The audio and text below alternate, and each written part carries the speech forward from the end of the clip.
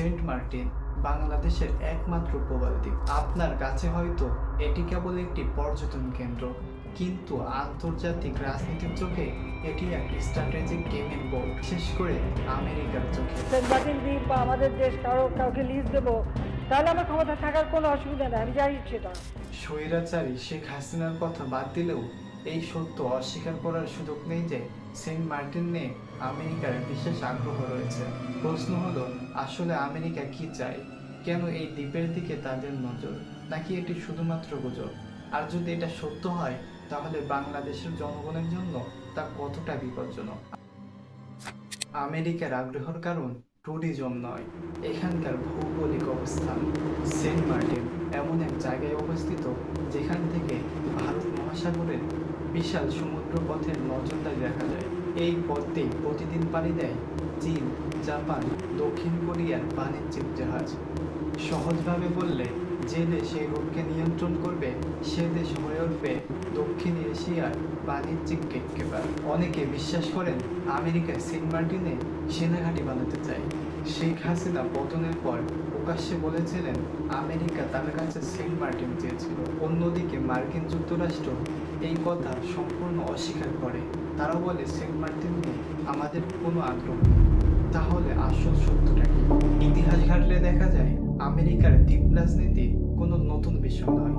দ্বিতীয় বিশ্বযুদ্ধের পর গুয়াম দ্বীপ দখল করে সেখানে বানিয়েছে বিশাল সেনাঘাঁটি। ভারত মহাসাগরে ব্রিটেনের কাছ থেকে ভাড়া নিয়ে বানিয়েছে দিয়েগো গার্সিয়ার নৌঘাঁটি, যা আজও মার্কিন সামরিক শক্তির অন্যতম কেন্দ্র। এই সকল দ্বীপ থেকে শুধু তাদের শক্তি বাড়ায়নি, এশিয়া, মধ্যপ্রাচ্য, আফ্রিকা সব জায়গাতে তারা বানিয়েছে গোয়েন্দা নজরদারি। তাহলে কি আমাদের সেন্ট মার্টিন হতে যাচ্ছে আমেরিকার পরবর্তী টার্গেট? যদি সত্যি এখানে আমেরিকা সেনাঘাঁটি তৈরি করে, তাহলে কারো লাভবান হবে? অবশ্যই আমেরিকা, কারণ তারা এখান থেকে ভারত মহাসাগরে চীনের উপর নজরদারি রাখতে পারবে।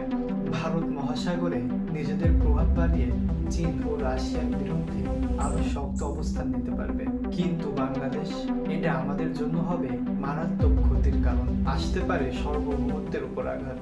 অনেকে ভাবেন সেন্ট মার্টিন শুধু পর্যটন কেন্দ্র, কিন্তু এই কথা পুরোপুরি সত্য নয়।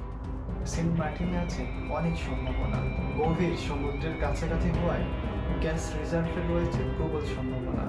মাছ ধরার বিশাল সম্পদ তো আছে, আর পর্যটন যদি সঠিকভাবে ব্যবহার করা হয়, তাহলে প্রতি বছর বাংলাদেশ আয় করতে পারে কোটি কোটি ডলার। অর্থাৎ বললে ভুল হবে না, সেন্ট মার্টিন শুধু ভৌগোলিকভাবে গুরুত্বপূর্ণ নয়, অর্থনৈতিকভাবেও একটি সত্যিকারের গোল্ড মাইন। যদি সত্যি সেন্ট মার্টিনে আমেরিকা ষড়যন্ত্র করে, তাহলে আপনার আমার করণীয় কি হবে? প্রথমে আন্তর্জাতিক মহলে এটা নিয়ে কূটনৈতিকভাবে শক্ত অবস্থান নিতে হবে। দ্বিতীয়ত, এই দ্বীপে বাংলাদেশের নৌঘাঁটি বানানো যেতে পারে, যাতে বাইরের শক্তি কোনো অজুহাত দিতে না পারে। সেন্ট মার্টিন শুধু একটি দ্বীপ নয়, এটি বাংলাদেশের সার্বভৌমত্বের প্রতীক। আপনাকে ভাবতে হবে, আমরা কি নিজেদের দ্বীপ নিজেদের নিয়ন্ত্রণে রাখতে পারবো, নাকি ভূ রাজনৈতিক খেলায় হারিয়ে যাবে আমাদের সেন্ট মার্টিন?